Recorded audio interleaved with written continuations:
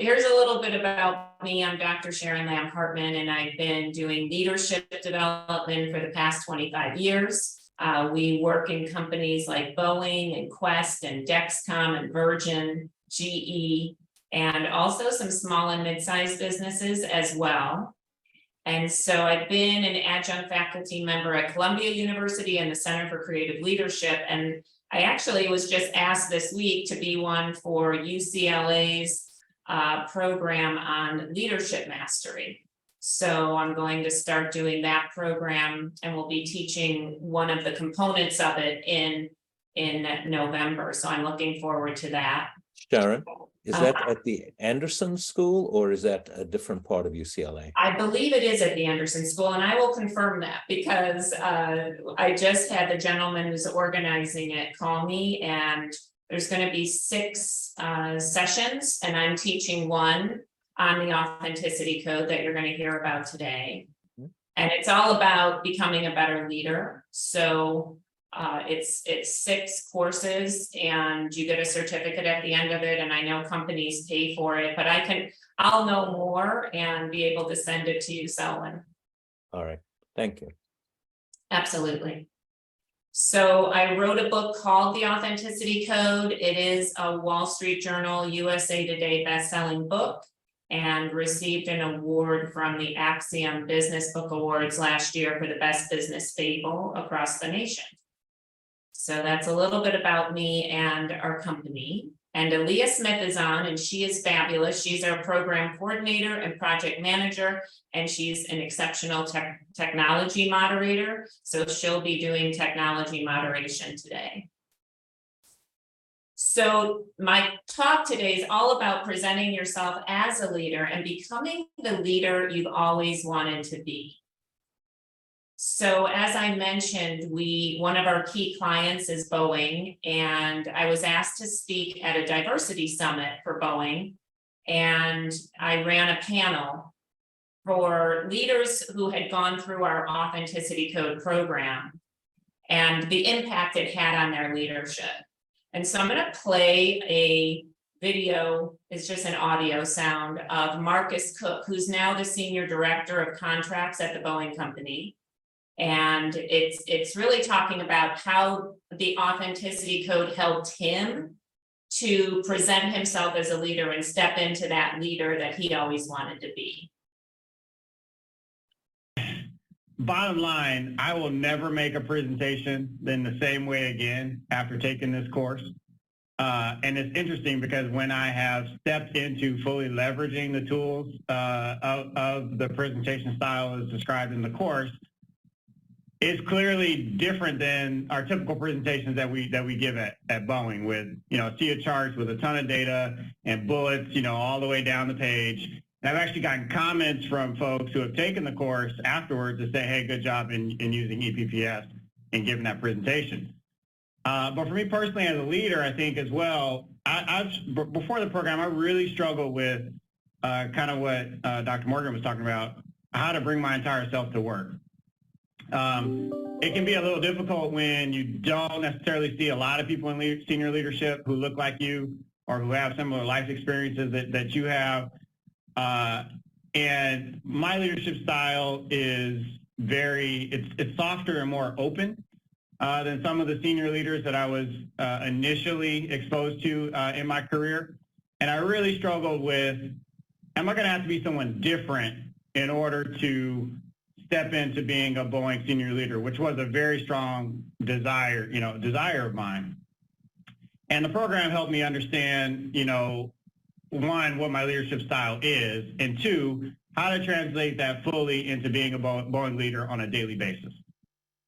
So you could hear, right? He really stepped into more of who he wanted to be as a leader instead of comparing himself to others, and really upped his leadership presence. So as an example, he came into the program as a senior manager, and he was promoted to a director and now is a senior director. And I know that Marcus will end up becoming a vice president of that company. There's no doubt in my mind. So that's something that can often happen, is when you step into that presence and your authentic presence, that you end up receiving a promotion.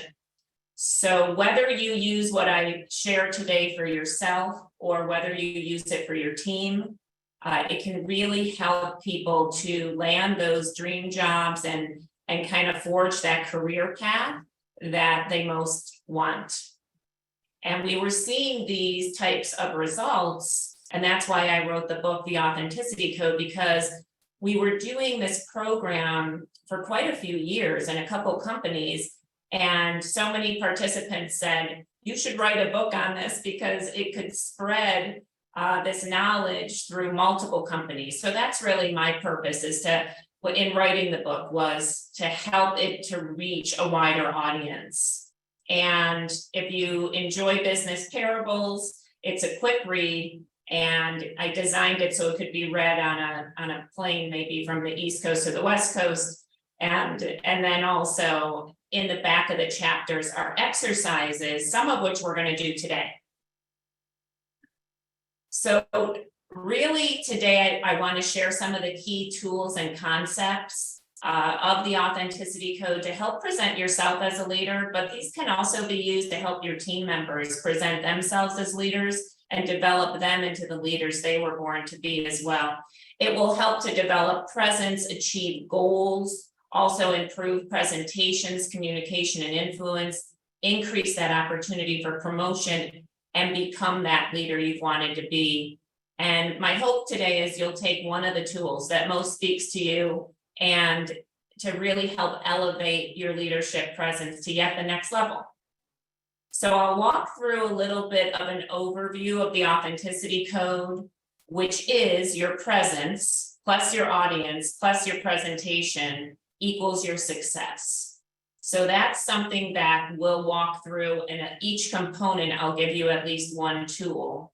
And as Aaliyah said, there is a workbook link in the chat, and you can click on that, and it's digital, so you don't need to print it, but if you'd like to print it, you can, and we'll be using that throughout the talk today. Feel free to ask questions as we go. I'm going to be asking you to participate in the chat as well. So your presence plus your audience plus your presentation equals your success. That's the code. So what does this mean? Because what I often see is if you're only focused on the presentation and you develop this awesome presentation, but your presence maybe shows up and it's not really connecting with your audience, you won't be as successful. Also, if you don't consider your audience and really tailor the message to them, you won't be as successful either. So what we have found is these three components really help to amplify your success as a leader. And your presentation could be a formal one or an informal one. So let's go into your presence. This is how we define authentic presence. It's really how you affect others by the impression you make through your character, your presence, your engagement, your communications, and the general mode of conversation you have with others. So when you think about that, so much goes into our presence and how we engage, how we communicate, what our character is. And I'm about to go into some authentic presence qualities that we've done research on. And it shows that if you're exhibiting these qualities, you're more likely to be successful as a leader. So I'm going to just play a short audio of one of the participants who's gone through and really found value in these qualities. This is to help set the foundation of how they're being used. So her name's Paris Forrest, and I'm going to play how she's really found these qualities valuable, and then we'll get into the qualities. So what resources have helped you that you can share with others on, being tight with your career and getting to that destination?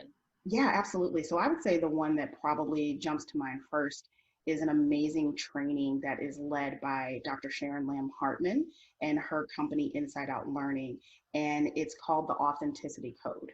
And what it does is it helps you unlock, based on a 12 personality trait framework, unlock what your strengths are to help you become what they call the executive you were born to be. I honestly had an executive title thrown at me in terms of what I was capable of being, but I couldn't necessarily see that myself and I couldn't digest it, especially thinking about what executive life looked like in my firm at the time. And so it was really great to be able to have a framework that I could say, you know what, this recipe of the 12 is really my authenticity code. And this is how I show up and how I want to show up. And I believe I can be an executive if I can be an executive with this level of authenticity. So I feel like that for me was a pivotal moment because it went from being a concept to very tangible. I knew that when my opportunity presented itself, how I would step into that next level of leadership, that next level of organizational responsibility, because I had a great framework to work by. So I absolutely, it's one of the most amazing programs I've ever taken. Great instrumentation. I still refer to a lot of material, which is why I will always say, you know, what have I used? It's not just a thing where I learned something in the moment. It has stayed with me through my executive life, which is going on almost 4 years now. So that was a podcast she did. We had no idea she was going to say that, and she just sent it to me after the fact, which is the best way to find these things out about the impact that we can have and that the code can have. So if you take a look at these authentic presence qualities, these are 12 qualities, and that we've combined 2 of them, trustworthiness and integrity, because they're very much similar, and warmth and openness as well. So if you go to page 3 of that handout, I'd love for you to think about assessing yourself. So do you feel you need improvement in any of these qualities, or are you amazing in these qualities? So go ahead or somewhere in the middle, and try to find the 2 lowest authentic presence qualities and the 2 highest for you as a leader. And again, these can be very helpful if you lead a team as well, to help them to assess their own leadership qualities. So I'm just going to give you a moment to think through, what are you really good at and shine at, and where could you develop even further? Sharon, can I ask you a question? Sure. So this is your view of yourself, of how you think you present yourself. Yes, Can be quite a bit different than how other people view you. I know. So that's why we also have one of these that you can send out to others as well. Okay, that was what I Yeah. was gonna get to. I think it'd be a lot more valuable to understand how people view you as opposed to Yes. think you are presenting yourself. You know, it's great to know both, because then you can assess the gap. So if you kind of have your self-assessment and then you send this out to others and get their assessment, well, then that's going to help you to see the gap Sure. of where you're at and where others see you. Okay, Yeah, but go ahead and put one quality that you most want to develop in the chat. I'd love to see what a quality is that you want to develop. We had planned to do a poll today to get out the quality that most people want to develop in, but would love to see just in the chat if you want to put in, what's one of these 12 qualities that you most want to develop? Confidence, okay, polish and poise, respect and clarity. Great. Clarity and confidence. Polish. Yeah, so quite a few people saying polish and poise, and also clarity, confidence. These are often very popular ones that we hear. So I'm going to go into just one today, but just know that in the book, all 12 of these are defined, and also ideas for how to develop in them are also included in there. So confidence, if you think about what is confidence, it's the air of assurance such that others know you have the required strength and resolve. How do you develop that? You know, sometimes it's practicing for an effective delivery. or being prepared, like thinking through the questions you could get asked and knowing how am I going to answer those? Those are two ways you could develop in confidence, but tell me what else. What's another action you could take to develop in confidence? And maybe put in the chat an idea that you might have. How else could you develop confidence as a leader, or help your team members develop confidence? Because as leaders, we also have to be developing our team. Yeah, know your trade well. Yeah, your subject matter expertise, improve your speaking ability, absolutely. So stand tall, your posture makes a big difference. And you just show up, stand tall, and practice. A lot of times practicing can really help. Know your numbers, know the business, absolutely.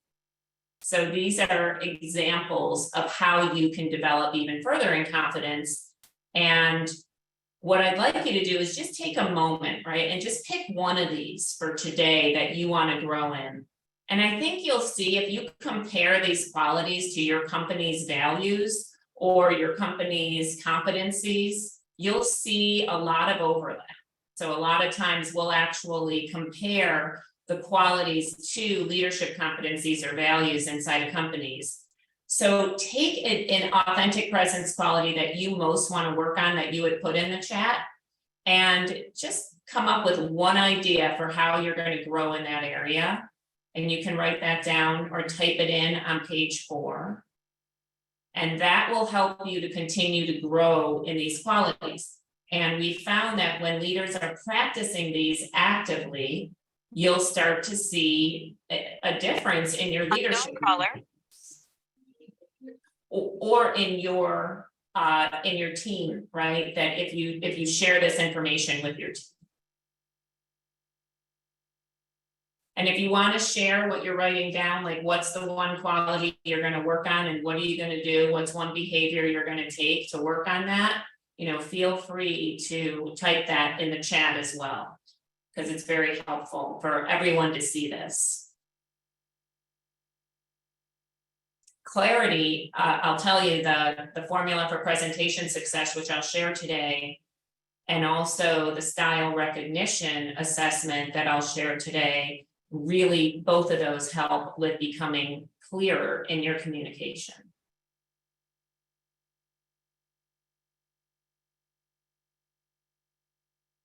All right, so definitely just commit, hey, I'm going to practice one of these and continue to grow as a leader. And when we ask, and that's why I played Paris's testimonial on this, provided a framework for her to up her presence. And what would you say authentic presence counts for what % of what it takes to successfully influence your audience? If you had a guess on that %, what would it be, do you think? You can put it in chat or take yourself off mute and say it. 50%, 30%, yes. It's the Center for Talent Innovation says at least 26%, but I have seen numbers up towards that 80, 90% as well. And I'll tell you, if you think about it, if 2 people are competing for the same job, maybe a promotion, and you know that only one of them can get it, and they have similar backgrounds and skills, who's going to get it? Who's going to get the job in the end? And I will tell you, it's going to be the person with the most authentic presence, because that's who you want to work with. And this is a competitive advantage. And that's why to continue to work on your authentic presence can really make a difference in your leadership performance, and also helping your team to develop theirs. So that's one tool under authentic presence. A second tool is really connecting with your brand. Your most powerful way of adding value by expressing your unique gifts and talents. We each have a unique, authentic brand. And so often we might know part of it, but we don't really connect with it. So here's an example from an executive coaching client of mine, where she wanted to be a role model leader. She wanted to teach others how to be better leaders. through leading by example.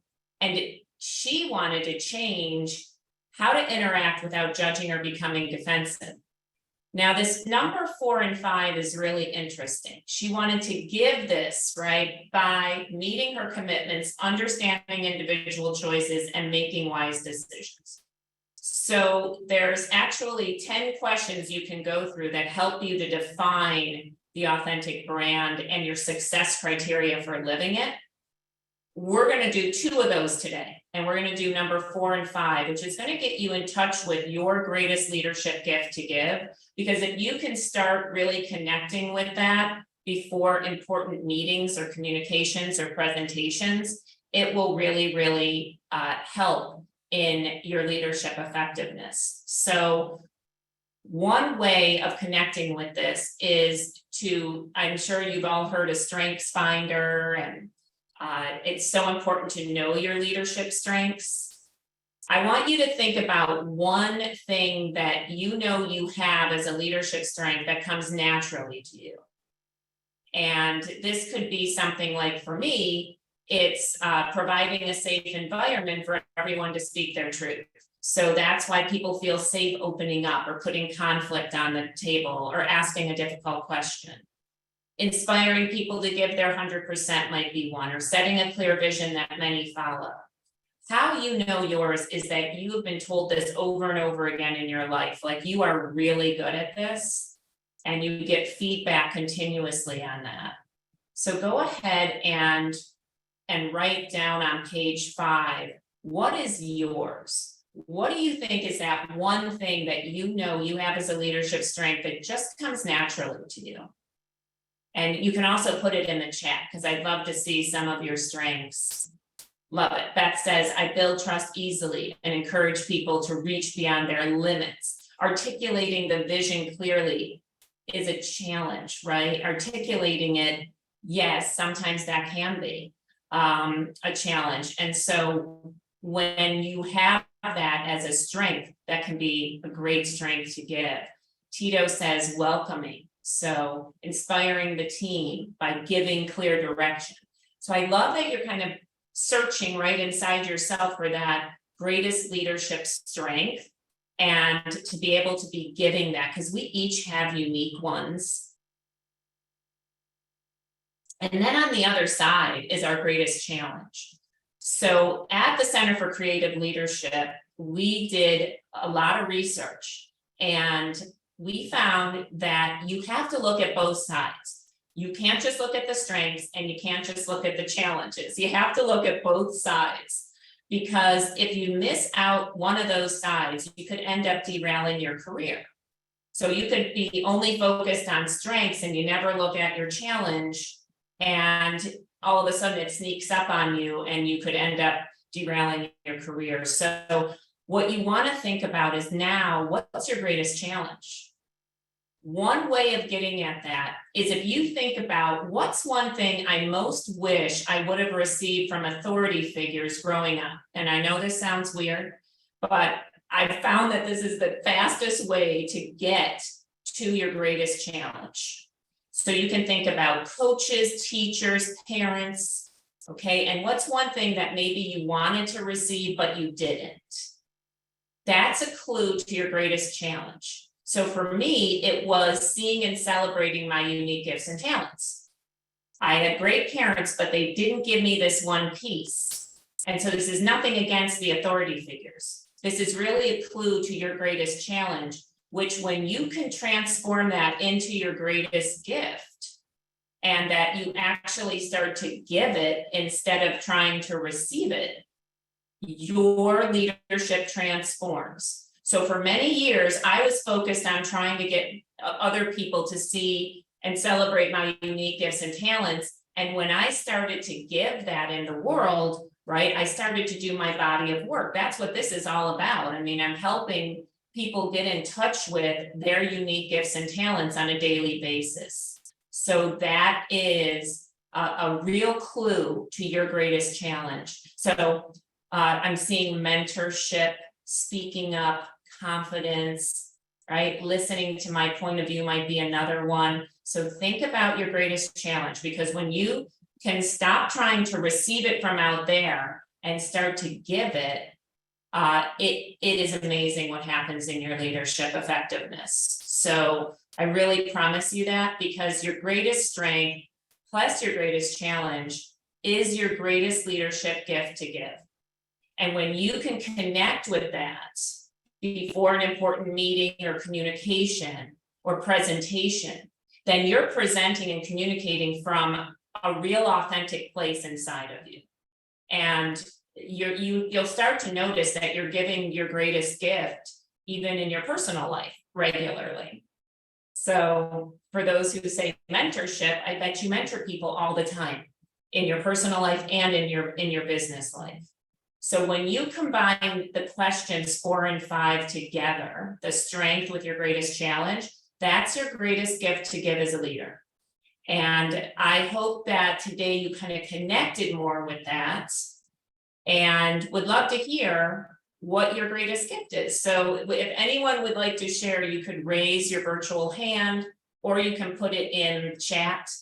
Again, this is your strength plus your challenge is your greatest gift. So if you want to raise your hand, Aaliyah can call on you and take you off mute, or you can just put it in the chat, whatever you prefer. Okay, so Viren says, invest at least in proportion to success, ideally ahead of success. So a follow-up will continue to strengthen the foundation. Continue to strengthen the foundation. So that's what you feel, right, is your greatest gift. All right.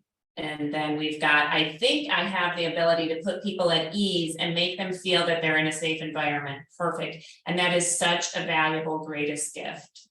Compassion, right? So it's to know, what am I able to give, and stop trying to, do what everyone else does and start really connecting. So for me, it's combining those two. It's saying my greatest strength, right? I create a safe environment for people to speak their truth, and I help people to see and celebrate their unique gifts and talents. So when I'm doing those two things, I feel I'm most connected to that authenticity.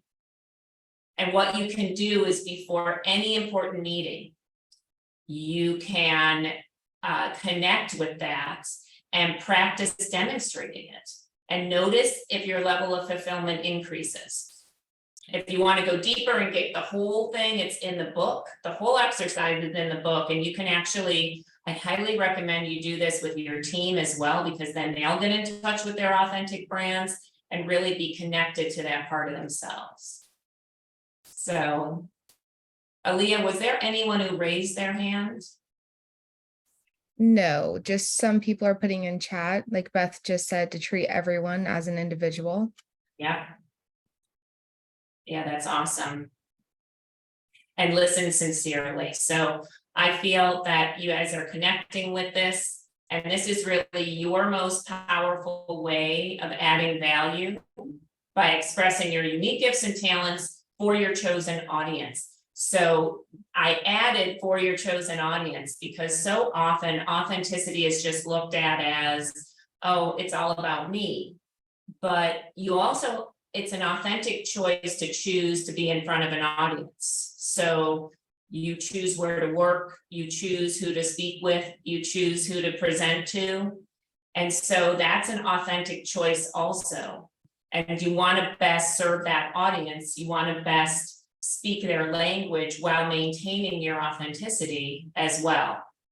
So here's an example of a leader who became a VPGM, and she really identifies as an introvert. In fact, on the Myers-Briggs, she's a 30I, and that is very high on the introvert scale. And what she realized was she had to work hard, right, to bring warmth in to, this was her now. And she felt that the authenticity code and connecting with her audience really helped her to balance that really strong introvert. And she was able to share this with a lot of people that was in her organization of like 3,000 people. And she said that so many people could identify with that and could relate to it. So if you think about there are different types of people, and we developed this assessment in-house because there's great assessments out there. There's the Myers-Briggs, there's the DISC. I'm sure you've all done many of these. And we wanted something that was really quick, that you could size up who you were speaking with. Because if you think about the style recognition and maybe 4 different types of people. So, and then you are able to tailor your message quickly to that, then we really feel that it helps you to connect with your audience. So if you think about people, I just was on the phone with one this morning. It was a new potential client, and she spent a lot of time with me connecting first. Before we got to business, she wanted to know about me. She wanted me to know about her. And that's a sign they're interested in building relationships. Party people. Well, party people are those people who like to have fun, are spontaneous, they come up with great ideas, and they're fun to be around. Planner people, they want accurate, deliberate action and plans and data and compliance. And point people are like, can we just get to the bottom line? Can we just get to the point and get some results? That's what they care about. Now, you always have a primary style and a secondary style, and some of you might see yourself in all 4, but would love to see which one would you think is your primary style. If you were to pick people, party people, planner people, or point people, put that in the chat, because I'd love to just see where we're at today with whether you feel you're more that people style, party style, planner style, or point style. Yes, I'm seeing people, planner, people. Yes, and planner. I recall hearing that a list of such characteristics and adjectives to choose from makes it easier for us to pick our strong and weak areas. Yes.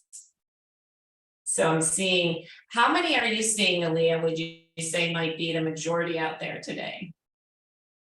Definitely the planner people. Types? Okay, so again, you probably have a primary style and a secondary style, but we'll go into the planner people just for a moment. So what I like about this assessment is, first of all, it's free. You don't have to pay anything. But secondly, you can look for clues to find out who you're speaking with. So you'll know you're speaking to a planner people. And I'll say a bit more about the point people in a moment. You know that you are speaking to a planner person if they're saying, let's look at this logically, give me all the facts first, precisely what do you mean? What are the guidelines for this project, right? They're wanting plans, they're asking for plans, and they're asking for data. So if you notice that, you can quickly adapt a bit of your language to being more detailed, accurate, and logical, or supporting an organized, thoughtful approach, or saying that you're going to get a plan together if you don't already have one. That's what they're going to want. So this is great. And I actually keep the cheat sheet that's in the book next to my desk, so that when I start to think about, okay, this is a planner person, okay, how do I talk to them? And that is really how they are most influenced. So, and questions in the chat saying, can you please say a bit more about point people? So point people are those that want to get to the bottom line, and they want results. So they're not going to focus on getting to know you or connecting with you. They really want to get results and get that bottom line. And so you're not going to feel like a super connection. If you're a people person, a lot of times a people person might say, wow, they might not like me, right? Because they're just wanting to get to the business results or the bottom line. So that's a little bit more about point people. But what I'd love is for us to apply this. So if you're leading a project at your company and you're a people person and you get an email from a customer and they're upset about the slow progress on a project, you're meeting that customer for lunch and you think they're a point person. How would you plan on talking to the customer?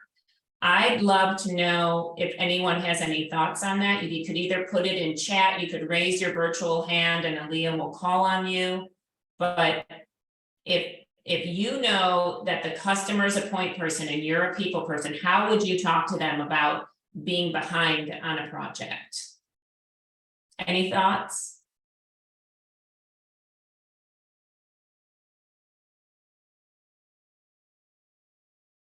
Get to the point quickly. Yeah, Michelle, that's going to be so important. And sometimes people will want to spend that time connecting or apologizing and making sure that the relationship is okay first. But Michelle is 100% right. You just get to the point quickly. And what that means is you would say, hey, this has happened. I take accountability for it. And this is how we're going to fix it. That's what they want to know. To be honest, point people don't even like to go out to lunch. It takes too much time. All right, yeah, or you could ask for status, right? Yes, before making a personal connection. Exactly, because they're going to be thinking about how are you going to fix this? So this is a great tool to use for effective communication and for really impacting and influencing your audience. At the end of the presentation, I'm going to share a link for you too, that you can download the assessment and actually take it. You're also welcome to give it to your team as well. So the next piece, right, of this code, as I mentioned, the code is your presence plus your audience plus your presentation. We talked a little bit, gave you a couple tools on your presence. Then I just shared with you the style recognition is one tool for your audience. Then what about how you present your messaging? That's your presentation. So we came up with a formula that really helps you to improve clarity and confidence in your speaking. Know your audience, get their attention, summarize what you're there to talk about and what you need from them. Then you simply say a few points of what you're going to share, and you need to have a clear body message where they don't get lost and you finish strong. So it looks simple. I'm going to share 2 steps with you today because we already talked a little bit about one tool about knowing your audience. But now, what about getting their attention? So once you're in front of them, how do you best get their attention? So you could tell a story. Storytelling is huge these days. In fact, we're currently developing a program called Advanced Storytelling because it's so popular. It's like, how do you tell an effective story? And you think about, people come into presentations these days and they have a million things going on in their head, and you need to make that stop and have them focus on you. You could show an image, you could ask them a question, you could have a show of hands, you could say a quote. Those are just some examples of how you get their attention in a presentation, because a picture is worth 1,000 words. It can often turn off our heads of all the to-do lists we have going on. So here's an example. One of our clients used to open a presentation. The presentation goal was continued funding of a space program. It was in front of congressional leaders, and the personality type of the audience were people. So if you think about that showing an image and telling a story is a great way to connect with people. So he said, well, have you ever remembered a time in your childhood when you looked to the stars and space with wonder? And he told a story. So he combined asking a question. He told a story about how he and his sister used to go in their backyard and build a rocket ship and dream of going into space, and how now he gets to work in helping people go to space and how passionate he is about it. He connected so much with that audience just from that opening story. They gave him the funding at the end of the presentation. So that is a way that you can gather and get their attention. You could quote a quote, but you need to make sure that it's a relevant quote to what you're talking about. So you could say something like, there's no greater agony, right, than bearing an untold story inside of you. We might use that to kick off a presentation on storytelling. Then after you have their attention, you think about how much people go through in their days. You need to kind of help them filter how to listen to you. So if you noticed, I started out today's talk on, I'm going to share with you, I shared the purpose of the presentation. I wanted to share with you tools and concepts on how to help to present yourself as a leader. And that was my purpose. It's either to share, it's to update, it's to educate, it's to inform. And that's part of an executive summary. The value proposition, like what's in it for the audience, was, well, it could help you to develop your presence or help your team develop their presence, help you achieve your goals, improve presentation, communication, and influence, increase opportunity for promotion, and become the leader you've always wanted to be. And I hoped, my ask was, use one tool from today that's going to help to elevate your leadership presence. If you want to use more than one, great, but at least one.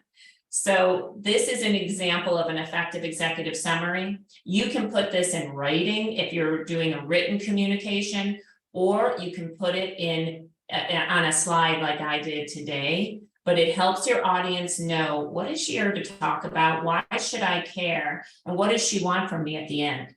So that is an example of an effective executive summary that we highly recommend using in presentations, written communication, to help people to really focus on what you need and want from being there. So this is the formula. I don't have time in an hour to go through every step, but there is more depth in the book if you want. And I guarantee that if you follow this formula, your presentations are going to go to a completely new level of success, and people will start noticing. In fact, a lot of people end up telling me, wow, I followed what you put in the book, and I'm now getting asked to present more. So we talked about each component, right? And I gave you some tools in each component around your presence. I talked about the qualities and the brand, your audience, which is those 4 Ps, the 4 different types of audiences, and then your formula for presentation success. So when you are combining all of this, you're more likely to be successful. And the title of this talk was really around becoming the leader that you wanted to be and that you want to be. So now I'm going to play Dr. Markiva Morgan. And this was in our diversity summit where he shared how he became the leader that he really wanted to be after applying the authenticity code. Hello, everybody from Richardson, Texas. I've always tried to be pretty introspective and self-aware. However, until several years ago, I believed that my career did not have room for most of me. Well, no, I believe that my career did not have room for most of someone like me. Consequently, I was limiting my growth and contribution by complying with a social construct designed to diminish and discredit the parts of me that were non-standard. I kept many of the unique parts of me away from the office. The authenticity code and the process for developing my authentic brand statement that Sharon shared earlier provided me sort of with an intellectual structure to release into my career more of the unique me that I knew and know. As a bonus, speaking of the PhD, the formula for presentation success was critical during my PhD pursuit, culminating in my advisor saying my dissertation defense presentation was the most effective presentation he'd ever seen. And so the authenticity code provides tools that can be used in all sorts of ways. Fortunately, they didn't know I had a secret weapon in using the formula for presentation success. So again, he connected with who he truly wanted to be as a leader. And I will tell you, he came into the program as a senior manager. He was promoted to director by the time we got to this diversity summit. Then he got promoted to senior director. And now this past month, he got promoted to vice president and program manager. The reason I'm sharing this is to show the power of spending time upping your authentic presence. because then when you lead from that place, people take notice. And he developed what we call the it factor.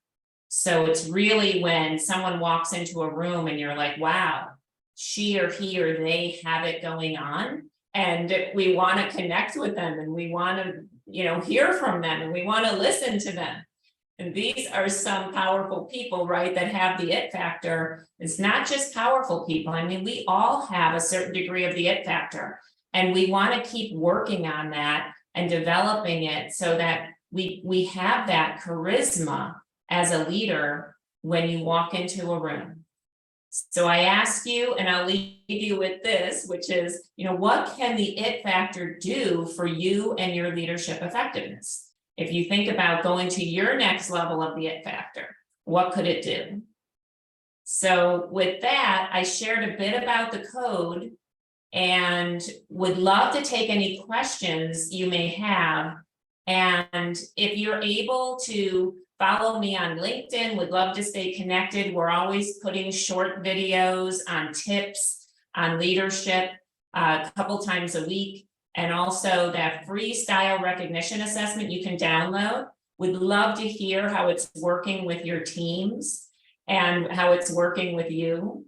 And you can check out the book. So would love to hear how you like the book as well. And I will just open it up at this point for any questions you may have or comments from today.